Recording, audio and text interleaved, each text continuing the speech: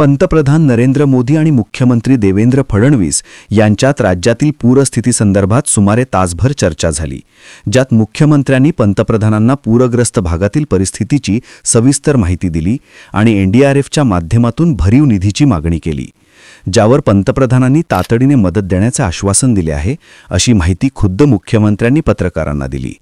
यावेळी कर्जमाफीच्या आश्वासनांची पूर्तता निश्चितपणे करणार असल्याचंही फडणवीस म्हणाले. पंतप्रधानांना मी स्वतः एक निवेदन दिले आहे, ज्यात माझ्या आणि दोन्ही उपमुख्यमंत्र्यांच्या सह्या आहेत आणि त्यात एनडीआरएफच्या माध्यमातून जास्तीत जास्त मदत देण्याची विनंती करण्यात आली आहे, ज्यावर माननीय पंतप्रधानांनी सकारात्मक आश्वासन दिले आहे. कर्जमाफीसंदर्भात आमच्या घोषणापत्रात दिलेल्या आश्वासनांची पूर्तता आम्ही निश्चित करणार आहोत.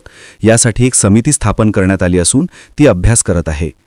खरीप हंगामातील कर्ज फेडण्याची वेळ पुढील वर्षी येणार असल्याने शेतकऱ्यांसाठी तातडीची मदत ही प्राधान्याची असून त्यांच्या खात्यात थेट मदत जमा करण्यावर आमचा भर आहे. दुसरीकडे पंतप्रधानांना सांगतो की पीएम केअर फंड आता वापरा, नाहीतर कोणाची केअर घेताय तुम्ही? या फंडातून माझ्या शेतकऱ्यांना कर्जमुक्त करा किंवा प्रति हेक्टर 50,000 रुपयांची मदत द्या. विश्वगुरू म्हणून शेतकऱ्यांची काळजी घेण्यात काही हरकत नाही, पण हा फंड सीएजीच्या नियमानुसार केवळ कोविडसाठी तयार झाला असल्याने इतर खर्च करता येत नाही.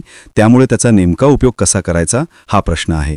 600 कोटी रुपये फंडात असताना आणि लोक दान देत असताना, पटापट मरत असताना एकही नवा पैसा खर्च न करता कोणाला शहाणपणा शिकवावा हेही ठरवले पाहिजे.